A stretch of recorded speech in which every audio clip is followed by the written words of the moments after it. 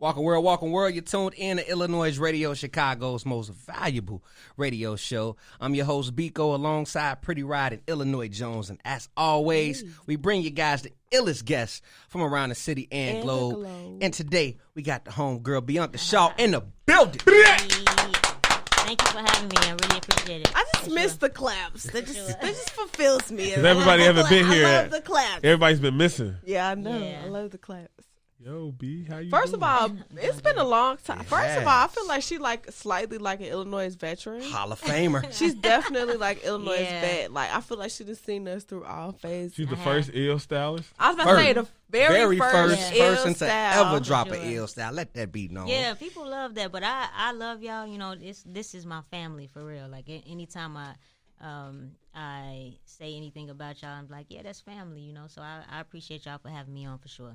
What is it like as an artist to also watch media platforms grow with you? Because I think like as an artist, we think about the blog era. We think about so many different eras of how people get their music. So like, what is it like to see a blog that started in a blog era kind of like grow with you in a sense? Like, we ain't fell off, and I'm going to say that shit. Right. Yeah, I mean, y'all facts. haven't, and it's because y'all work hard. Like, so let's just give it up for y'all with being consistent and persistent. You know, it makes it feel like you part of my team as well. Like watching you grow. And then Biko, I've been, you know, watching him grow for the longest, and all the triumphs, the ups, the downs. So it's just been really, it's an honor.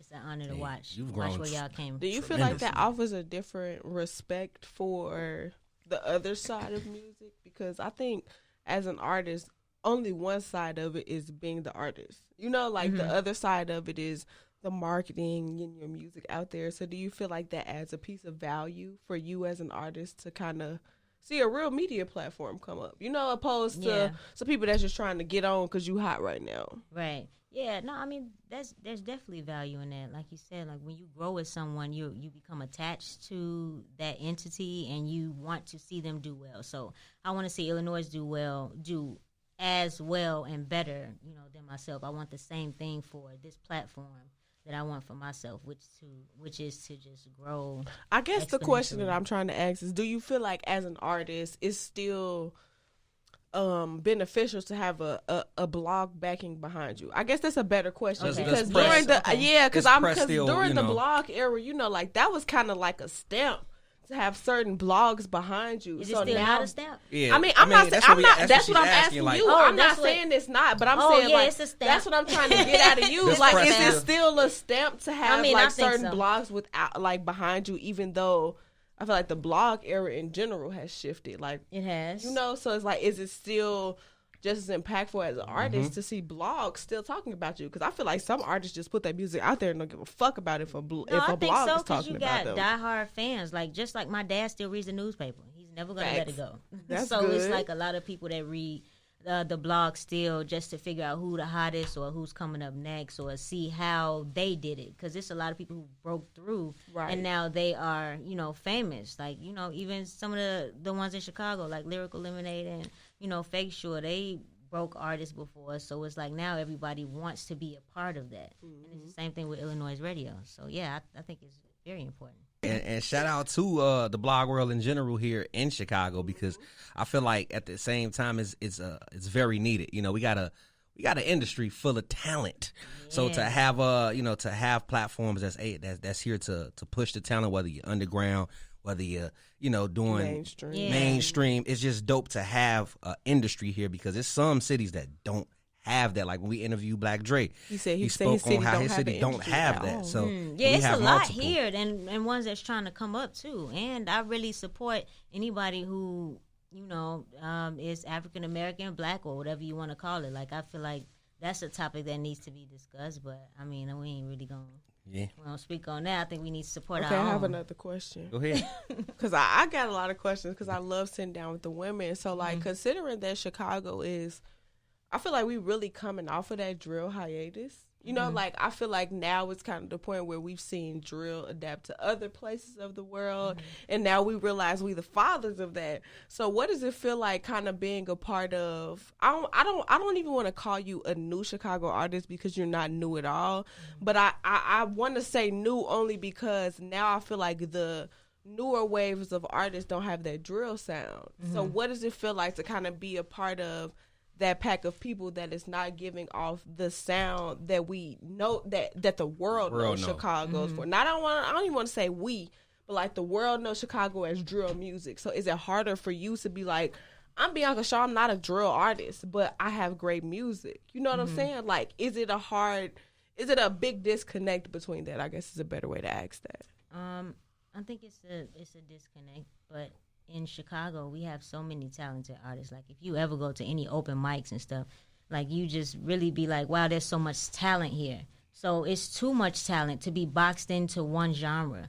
Me, I'm not one genre. I feel like, you know, I'm versatile, and there I can go any lane that I want. If I wanted to be on a song with Bruno Mars, I can, Eminem, or if I wanted to do something with somebody old school or Janelle Monáe. Like, this is something that I feel like Chicago has brought out of me just to be versatile. Do you feel like we should leave drill culture behind? Well, I mean, not leave it behind, but I feel like people still with that. But I also feel like it's people that still relishing in the era that we no longer serve. Like, drill was cool when it was cool, but like when you look at the plethora of artists coming out of Chicago right now, they really not making drill music. Like, who's making drill music? I think R&B is the next wave out of Chicago. No, that's what I'm saying. That and that's kind of what I'm getting at. Is like, where do you feel like the bridge of the gap will be? Because we're no longer that drill city, but that's what we're known for. And I feel like that's now what Chicago artists are trying to take claim for, because we started drill music. Yeah, because the rest of the world can't tell you who you is. That's right. It. But now it's like you see so many artists. You see the R&B. You see the different type of styles coming out of Chicago. So like,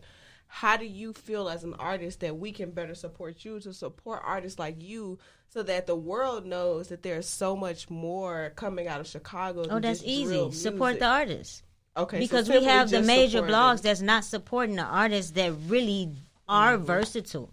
They're supporting the same type of music. They're supporting the trends. Facts. Yeah. No, so, I mean, and I get it. You know, you want to make sure that you are giving the people what they want, but people ain't gonna know what they want till you show them, like, you know. That's how I feel. That's like, I want to show you what you like what you missing out on. You kind of like it. Yeah. So okay. I gotta personally ask you, like, you know, with you being multi-talented, you know, what fueled your career the most that you feel? Was it the, you know, R&B side of things, because you already know you could take it to the R&B side, or was it the hip hop side? So which do you feel helped fuel your career further? Further, in the beginning, I would say hip hop, because everybody's just like, you know, I haven't heard anybody like that. And then I started trying to take my the singing more seriously. So then people would start saying, well, we haven't heard anything like this. So I can't answer that question. I personally don't know what the people like to hear most out of me. But from what I heard, like talking to you or talking to maybe Jones, you can kind of weigh in on this. Y'all all, I mean, seems like hip hop. Can I ask why you feel like you don't know? I do know want from you. No, what the people want. I know what I want. Right. No, but that's what I'm asking. Like, what's the disconnect there between what you feel like you want versus what the people want, and what comes down to what you actually do? Because it's too versatile. They don't know which. I feel like they don't know which lane to go into. Do you feel like artists kind of get accustomed to one sound? I mean, they do. Artists, that's why I said I don't know. Artists. Yeah. Okay, that makes sense. Okay, that clarifies for me.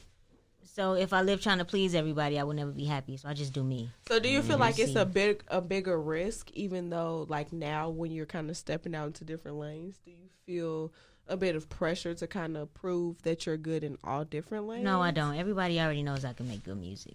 It's not even it's undeniable. So I don't have anything to prove to anyone. I just want to keep going and keep being consistent. The iLLANOiZE app is available now on Apple and Google Play Store. Download the app, Get the latest news, stream our podcasts, watch interviews, and listen to iLLANOiZE Radio live.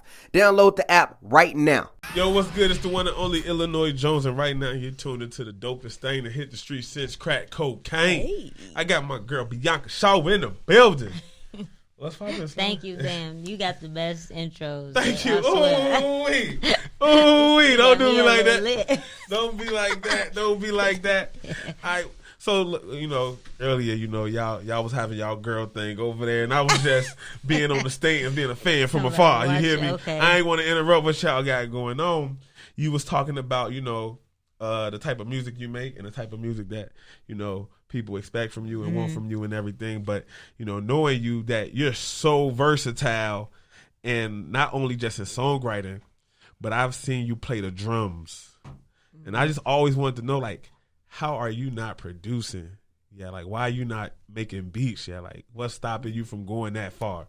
Yeah, nothing stopping me. I don't have any excuses. I just really need to give me my machine and kind of go in from there, because I definitely feel like I can produce. I do not. I just tell the producers what I Do you kind have of the want to hear. desire to, though? I feel like it's different between wanting to and actually, like. I have a wanting desire to. to, but I also just like to watch them do the work for me.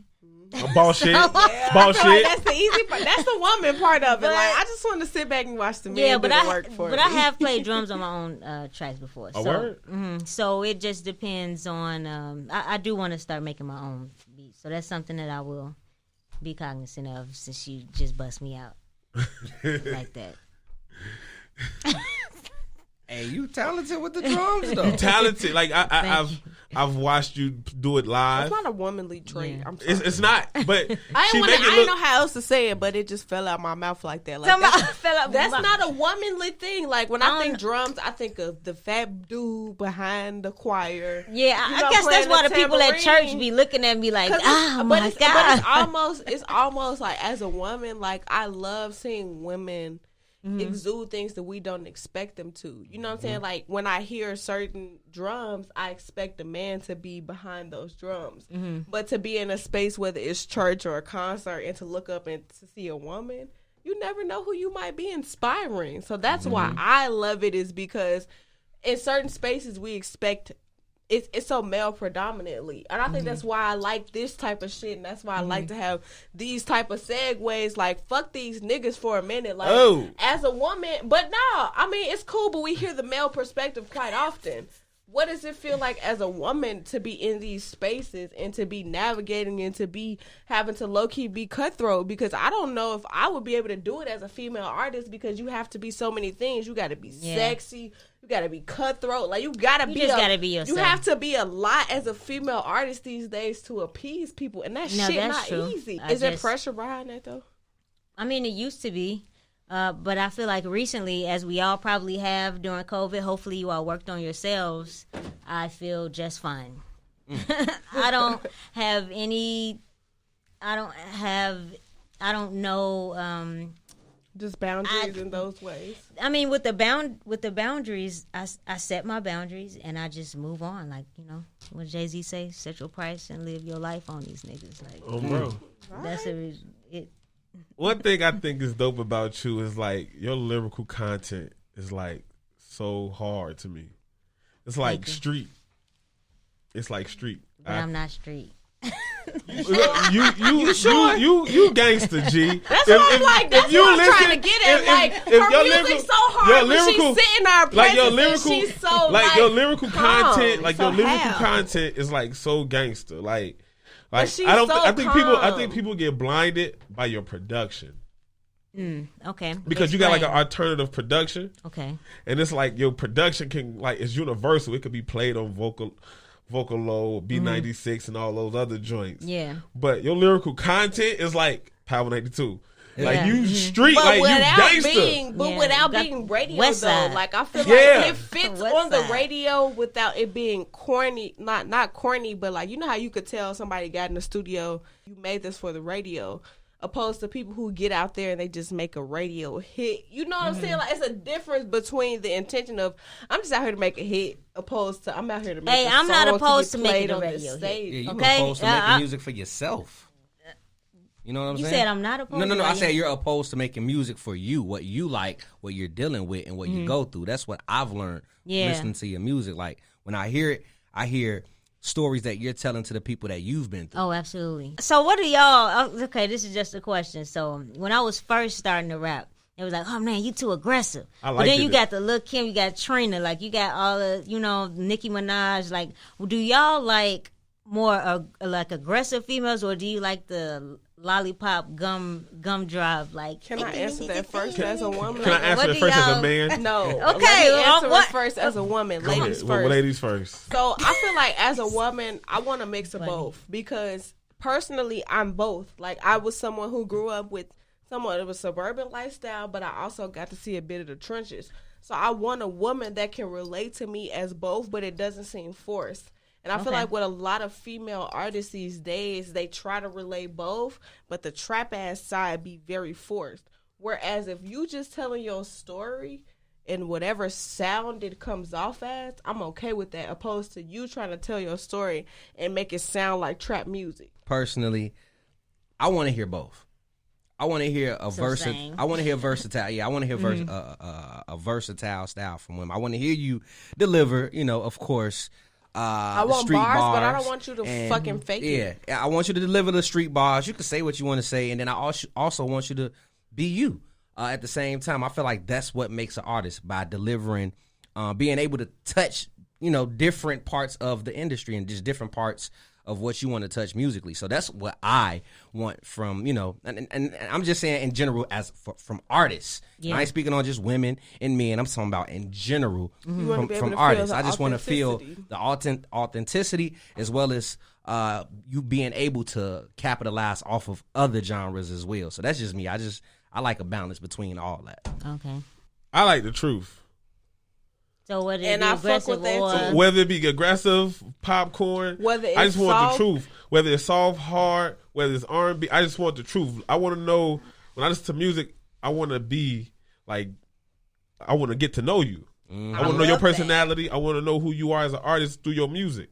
That's a question I got for y'all too. So social media. I mean, I know this ain't like y'all interview. Look, but you're an artist. Look, she gives us the interview. But I love this. I love it though. So we having a regular kinfolk conversation. For real. Right, so social media. So y'all say y'all want to get to know the artist. So how do y'all feel about artists' social media being just pictures, videos, like all that? Do y'all feel like y'all get to know those artists? Like, wait, can I answer that question?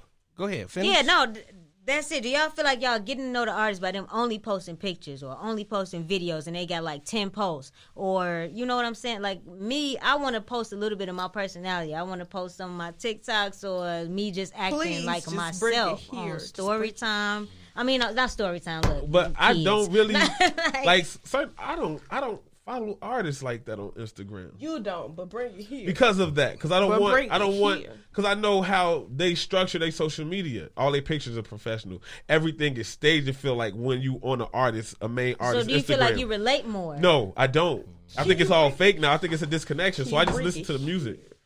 I only go to their Instagram when there's like some news and shit that I might need to know, or do some homework on them. Okay. Other than that, I don't be going to niggas' Instagram because I follow a lot of You think it's boring? Yeah. So more personality. Do y'all like that? Do it make it pay? Like Herb Instagram is entertaining. No, it's not. Like with what he doing, he's just a dad on that. Jones is entertaining. To Jones is entertaining. But before he had his son, it wasn't that his whole image. You see his image changing. He predicted. But is it entertaining or is he just being himself? Like that's my thing. But see, that's why I want to interject. But that's why I want to interject though, because I feel like you see a side of him that you don't see. You see her being a human being. I'm finna cut you off. I'm finna cut you off. I'm finna cut you off, Jones. I hate to do it. But I feel like in certain situations, you get to see these artists being humans. Mm-hmm. I feel like at a certain point, a nigga get a certain number of followers, he get a certain number of likes, and niggas that know him from before the gutter and before he been who he was start to look at him as a celebrity instead of holding him to the same standard of you just a nigga that I watched you grow out the trenches and you started to build for yourself. Like, I think that's the disconnect, is that you talking about, oh, I see this, I see that. That's still a nigga. Period, point blank. At the end of the day, yeah, he getting a little bit of money now, but that's still a nigga to the mentality. You know, with you saying that, it just made me think about your social media. Did you bring that up because you feel, you're being somewhat hold back, I guess, from social media? You feel like you got to... At one point I did. Now I don't really give a fuck. What holds you back? But what's the hold back? Like, just the fact that there's politics and there's people that may not in regards feel to what? I'm about to tell you. Okay. So that there may not be that there may be people that disagree with you. Nobody's ever going to always agree with you. That's it. So you just got to take a stance. This is how I feel. This is it. Like, the world is trying to conform us all. And I don't like it. So I want to try to, just show a little bit more of my personality on my page, regardless of if it looks clean.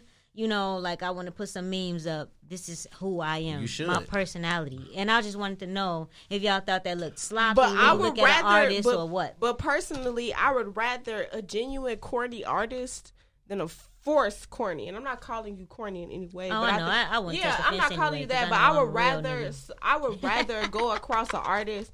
But I feel like realistically, like, as a consumer of music too, that's what makes me fuck with you. Is when I can go somewhere and see you be goofy with iLLANOiZE Radio, opposed to when I go see you somewhere everybody prim and proper. You know what I'm saying? Like, realistically, the motherfuckers watching this shit know you want to see a motherfucker relate to you. Everybody know you could get in front of a camera and be. Some people can't get in front of a camera. But most people, you can, but most people are trained. They're media trained to be able to sit in front of a camera and speak what our audience want us to speak. But I love the fact that you just come through and said, fuck it, I'm gonna be myself. And I feel like as a consumer of music, I appreciate that more than a media trained individual. It took a while. So social media wise, since we own this topic before we get into this single, I want to talk about how with your Instagram and Twitters and all that things and things of that nature, do you truly feel like social media is what's fueling the artist industry? Now, when you say fueling, are you talking about the number of engagements that I'm talking about fueling the artist's career from start to where they, they're on the verge of pretty much just getting out there, getting their career flourished and, getting looks. I be spamming everybody. Like, not spamming them, but I be hitting people up like, hey, and sometimes you'll get like a response. I think social media is a gift and a curse. It's a curse because everybody think they gotta have all these likes and followers. It really ain't even about that. Like, people be talking about, oh man, you verified. Like, I don't get no. It matters, but at the end of the day, who you are just mean that I'm personally, real. I feel like matters. It definitely matters though. Don't think, quote you. Don't think that it don't. But like the number, it's a numbers game. Even in life, it's numbers. Everything is numbers. So I think social media is just becoming something that can help the artists for sure, but it can also hurt them. Make sure to check out the iLLANOiZE playlist in which we provide you with the latest tracks we play live on our show. Head over to Spotify and search iLLANOiZE Radio to follow our playlist, as well as follow our podcast. Now let's get back to the show. We got Bianca Shaw in the building. Yeah. You funny. Let's talk about this album, Get a Real Job. Now, what is a real job? Exactly. A real job is whatever you deem it to be that creates income for you. So, I first came up with the title because it was my first paid show. And it was like $350, $400, I don't remember, but it was my first paid. And I asked my mom to watch the twins for me, and I'm like, yeah, I got this gig, I'm getting paid, I got a job to do, can you watch them? And she say, oh, well, what are you doing? I'm like, I'm singing, I'm doing something I love. And she say, oh, so not a real job. So I'm like, what's a real job? Because I'm getting paid this, and you don't even make that in 8 hours. And not to no diss or no shade or nothing like that. And my mom is a very big supporter of me right now, but it's just that I thought about that, and I'm just like, what does that mean? And I continue to succeed after that, getting even more, you know what I'm saying, for sure. So it just kept progressing. So you working 8 hours a day for something I just got in 20 minutes and more, Bars. Talk about it. Look, about it. So I really, it's whatever this is just a project for entrepreneurs and creatives to just keep going. And not for you to say to quit your job at all, because I've always worked. just to know that you're working towards your passion and never to lose that light, you know. Just never let it dim inside of you, because that could happen. You're going to work 8, 10, really it's not even 8 hours. It's really like 11, counting traffic and the lunch, like all of that. You don't got no time. Like you got to come home and clean, and, you know, if you got kids, definitely ain't got no time. So I put this project out to let people know you can still work a 9 to 5. Just don't forget to grind at 6, you know? Okay. Now, one thing I would say too, on influences. Yeah. Your mother is like a big influence to what you do when it comes to the music. And she also has an interlude on your project. Yeah. Let's talk about your mama a little bit and like how she, you know, played a role in your music career. Yeah, she always, like, she was the director at church for the choir. So I always used to just watch and I admired the way that she took control of everything. Like, you got all these people that you control by doing, you know, this. So I'm like, you know, I never thought about it. I'm like, oh, okay. So, you know, so she was also, like, she was always a lead singer, and I just always I just admire her and her tenacity. And she used to do like Tina Turner impressions. She used to always sing at work. So she just couldn't continue on that path because she had 6 kids and she was trying to go to school and work, and it just wasn't working out. So she let her passion go to make sure that we were raised properly. So, you know, she's a big influence, and I feel like in a way I am, you know, living her dream through her. She always wanted to be on stages. I brought her out at Taste of Chicago, and she just took over the stage. Like, and what'd she do? She sang. Like, we had her sing. Well, I had her sing Ain't Nobody. She came and practiced with me, and then she went up there on stage. So we acted like, I'm like, yeah, I got my mom here. Come on up. She said, oh, me? So she came, she left my kids there in the stroller first off. So my other, I mean, not purposely, but you know what I'm saying, my auntie was there to watch him, but she was just so excited to get on stage that she just came up, she sang, and the crowd really loved it. So I was happy to give her that moment, you know. That's dope. That is. That's dope. I was super happy to do that. Like, for her to, you know, do what she do, and then for you to, you know, show love and, you know, not show love in return, but like return. No, that's true, yeah. Because she always wanted to do it. She loves the crowd. Like me, I do it because I'm on stage and it's a part of who, you know, my career and what I have to do. But I'm kind of an introvert a little bit. Now, I mean, let's jump back into your project as well. All right. You know, you got about 10 tracks on this project. Yeah. What was the process like for you creating Get a Real Job? Because I know it took you some, you know, it wasn't, you didn't just release this, you know what I'm saying? You took some time with it. So what was the process like putting together, you know, this project? Man, I took a lot of time putting this together, like some months. Some of these songs actually been done for like 2, 3 years, but I just decided to release it at a time where I felt ready. And I feel like that's really important for artists. When you feel ready, you know, release the track. Also, just don't sit on it for too long, because sometimes that moment passes and then you wait. And you just like, I don't really want to even release this anymore. So now the passion isn't there. So I just kind of dove in. And I wanted to create 3 promos. I wanted to get some dope cover art. I wanted to make sure I had a video. So just all of the marketing and everything that comes behind it. Being an independent artist is hard. So I just want, you know, you don't always get the notoriety that you expect or that you think people would have. But this shit takes a lot of work. You know, and I worked hard on this, and I want more than a couple of 100 people to hear what you producing. The project. Now, I heard keyword independent. The last time you was here, you was you know, you was under TBE, Taylor Bennett Entertainment.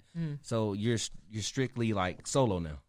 Yeah, I mean, I always, you know, I really respect TBE. You know, shout out to Taylor. Like, they gave me the tools that I needed to succeed. But now as an independent artist, I'm definitely trying to get back to my roots and who I am, who I was, who I will always be as Bianca Shaw.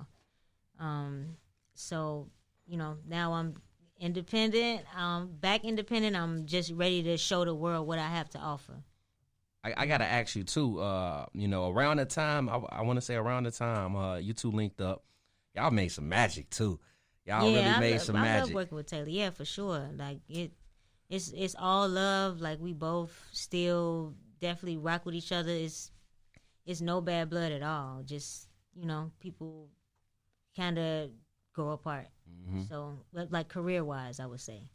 I was going to say, like, for you, you know, it's a lot of artists, because at the time when you were under TBE, he was also doing press runs and, you know, putting out projects and songs as well. So with you being under an independent label, you know, how did that, you know, for you at least, how did that work out for you, you know, being under a label that also was ran by another artist just as talented, doing what they can to get their music heard around the nation? Like, you know, what were some things you picked up and some things you learned from, you know, being signed to TBE? Yeah, I felt like it was a platform for sure. Like, just a platform. They had lots of resources that I was able to, like, they helped me to build my foundation and my brand, take it to new heights. Mm-hmm. So I've learned just more so about the business aspect of it and just more so of how to properly market. You know, it was a lot that I learned just being with everybody. So I can never ever take that away from them. Mm-hmm. You know, what the things that I've learned so far.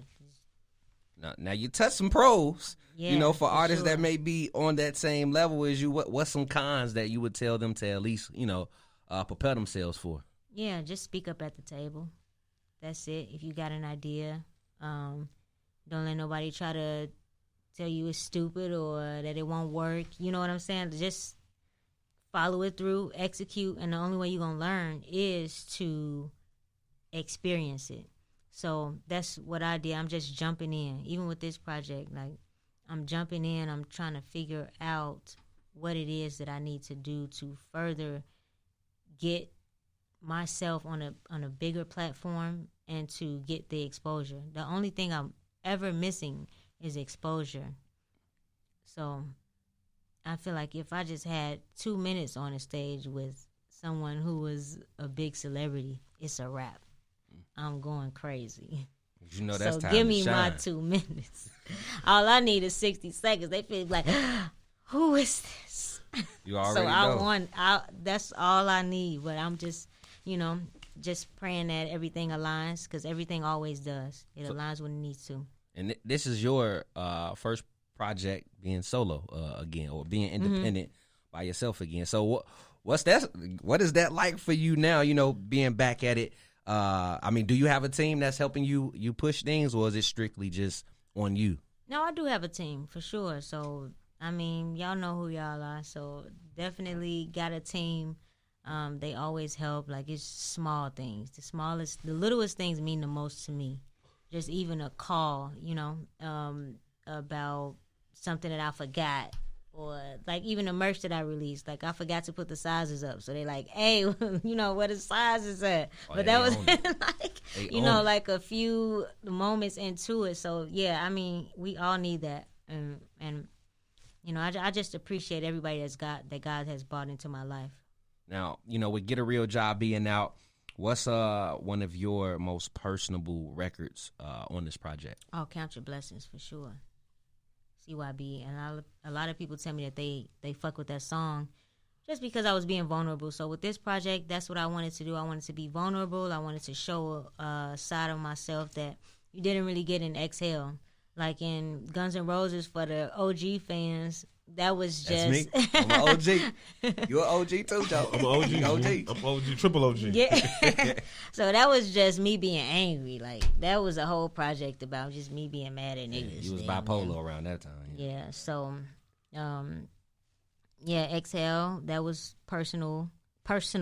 But this one, I really feel like I was just digging deep into what I was feeling at the time. And that's all music is. It's a feeling, so... CYB, Count Your Blessings. That's most definitely true, especially with all of the tragic things that's been taking place since, 2020? With the pandemic taking place, you definitely want to count your blessings, man. I know I spoke on bipolar. I don't want nobody to take things the wrong way, but when you put that record out, like, how was the feedback on that? Did you receive any backlash when you put bipolar, one of your first singles, out? You know, with it being on like an awareness type of topic? Not from the fans. The fans really liked it. It was a couple of fans that's like, why do, you know, bipolar is always associated with being crazy, and that wasn't the case at all. With bipolar, I wanted to make it a trilogy, which it was going to be Bipolar, Magneto, and New Man, which she's kind of like, if you've ever seen like Dr. Glass and like that series, you know what I'm saying? You haven't? And it was just me coming into my powers, and then it was just supposed to be a whole storyline. It never happened. So it just looks like I was in a crazy house because I was bipolar. That's not what it was. It's really about you being vulnerable and not sure of yourself. So I feel like we all go through that, where you have like a demon and angel on your shoulder and you're just like, oh my God, like I don't even know who I am anymore when you look in the mirror. So that's what that was about. Just you having a duality of, you know, personalities, and you don't know which one to gravitate towards. And so it was nothing about, you know, bipolar disorder at all. It was really just about how I was feeling inside. I felt like I was being torn apart. Got you. Ooh, that's deep. I'm happy you broke that down. Yeah, because even the publications, they was just like, oh, we feel it's insensitive. What's insensitive about the way that I feel? You know, I feel like this, and I wanted to make a song, and I still haven't seen or heard anybody that makes a song like that, with, you know, just being so angelic and then just spitting some hard bars right after and going back into sounding like an angel. Like, I still feel like that's my hit, but it's just, again, exposure. That was definitely a great transitional record. Yeah. I mean, well, Get a Real Job is out right now. Yeah. Get a Real Job. You know, and I saw the mini series, the You Did with Corporate. Oh yeah, you shout out to Corporate. Saying? He's so cool. Yeah, for sure. Yeah, I peeped that. You know, let people know where they can find that video at, as well as let people know where they can get a real job. Yeah, okay, Get a Real Job on my merch site. You can buy some t-shirt to support me. You can buy also a boatload. So now you got a job. If you buy a boatload of the shirts, right, and then you can sell them. Ooh, resale. That's been the biggest thing happening during this pandemic. Now you got a real job. Exactly. Look, what you ever see the Dave Chappelle show? Calvin got a job. Yeah, so that's it. Just BiancaShaw.com, at Bianca Shaw Music on Instagram. That's it.